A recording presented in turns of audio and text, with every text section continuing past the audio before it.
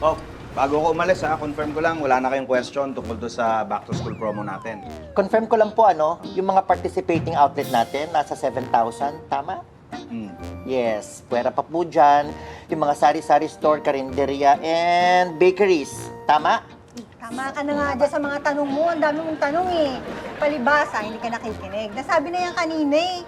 Palibasa, gusto mo na talagang matapos ng meeting na to. Kanina ka pa text ng text dyan eh. Kaya nga nire-review natin lahat para maayos lahat bago mag-promo. Eh, sino ba kasi ang ka-text mo? Pupunta kasi yung jowa ko. Jowa? We. I'm so kilig for you! Baka naman ini-imagine mo lang yan. Oy, totoo tong jowa ko, no? Susunduin niya nga ako eh. Teka, ibig sabihin habang nagmi-meeting tayo, yan ay natupag mo yung pagsundo sa'yo?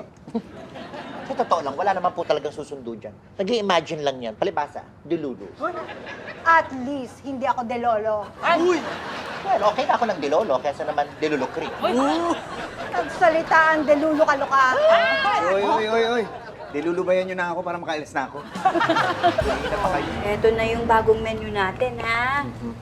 Kailangan nating magtaas ng presyo, eh. Naku, Ma'am Els, baka mamaya umangal yung mga customer. Hindi naman siguro. Eh, di sabihin nyo lang na kailangan nating magtaas ng presyo kasi nagsitaasan din ang presyo ng mga bilihin. Eh, ganun talaga. Habang lumalaki tayo, lumalaki din ang gastusin. Ayun nga. Eh, baka nga mangutang ako sa bangko. Oh, ba't mangungutang ka sa bangko? Pwede ka naman humingi ng pera kay Pitts. Ay, hindi. Ayoko siyang storbohin, syempre, no? Pero magandang problema to. Oo. Kasi ibig sabihin, lumalago ang negosyo. Hi po, Tita Elsa. Oh, ano? Meriendahin na natin yan habang nagmi-meeting. Yan, no? Sige po. Oy, Tere, bakit ba naliligo ka ng pabango? Eh, para pagdating ng J-boy ko, mabango ko. Sorry. Who? Si J-boy. Yung jowa kong pogi, bagets at borta. Pwede ba tigil-tigilan mo nga kami dyan sa jowa mo yan? Gawa-gawa mo lang yan eh. Palibasa, dilulu ka. Hoy, hindi ah. Pinagdasal ko yon. Pinagtiri ko pa nga ng pig na kadila sa Quiapo eh. For what? For love! Ahente kasi siya ng delata. Eh, tinulungan niya ako. Ayun, naging close kami. Wow!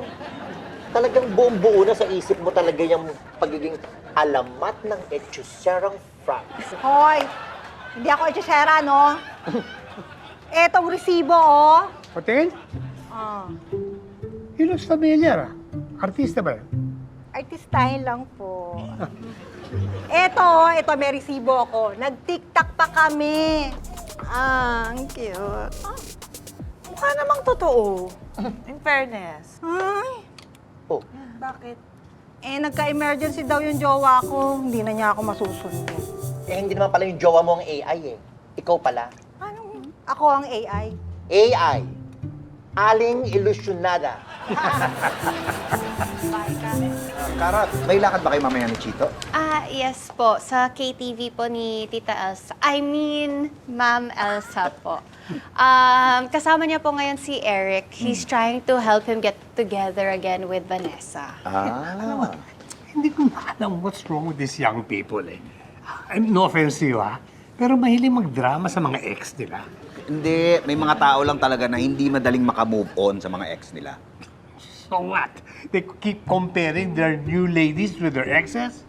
Ay, pero alam mo, kapag halimbawa nagkaroon na ng bagong jowa, ang ibig sabihin nun, naka-move on na sila dun sa ex nila. Correct! Parang ako lang yan eh. Jowa now, ex later. Ganun lang. Palibhasa, hindi kasi seryoso ng mga jowa mo. Hoy, at least mga jowa ko totoo, no? Hindi gawa-gawa lang, ano? Ito kasi talaga eh, dilulo. Yan na naman kayo sa mga dilulo nyo, ha? Ito kasi sir eh, lagi niya sinasabi, yung jowa raw kasi niya, pogi. Bagets. Porta.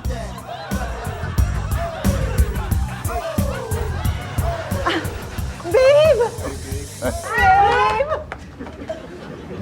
Si Sir Pepito, ang boss ko. Sorry? Hi, kumusta? Hello po. Paano? Uwian na. May nanalo na.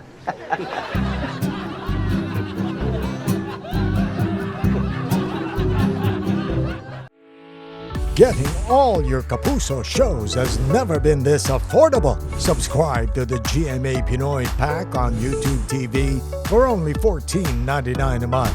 Watch GMA Pinoy TV, GMA Live TV, and GMA News TV anytime, anywhere.